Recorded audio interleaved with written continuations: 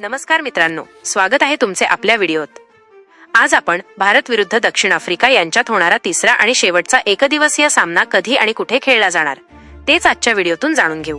त्यासाठी व्हिडिओ शेवटपर्यंत जरूर पहा। चॅनलवर नवीन असाल तर चॅनलला सबस्क्राइब जरूर करा।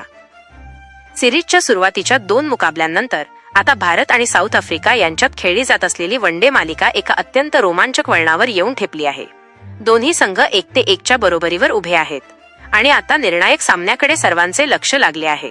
हा मुकाबला केवळ एक सामना नाही, तर दोन्ही संघांसाठी प्रतिष्ठेची लढाई आहे, जिथे विजयासह सिरीज आपल्या नावावर करण्याची सुवर्ण संधी असेल। आतापर्यंत दोन्ही संघांनी जबरदस्त प्रदर्शन केले आहे। पहिल्या सामन्यात जिथे भारताने आपली ताकद दाखवली, तिथे दुसऱ्या सामन्यात साऊथ आफ्रिकेने दमदार पुनरागमन करत सिद्ध केले की ते कोणापेक्षा कमी नाहीत। आता चाहत्यांना एका ब्लॉकबस्टर सामन्याची अपेक्षा आहे, ज्यात दोन्ही संघ आपली पूर्ण ताकद लावतील।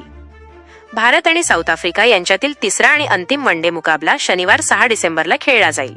हा सामना भारतीय वेळेनुसार दुपारी 1:30 वाजता सुरू होईल। तिसरा वनडे सामना विशाखापट्टणम येथे आयोजित केला जाईल।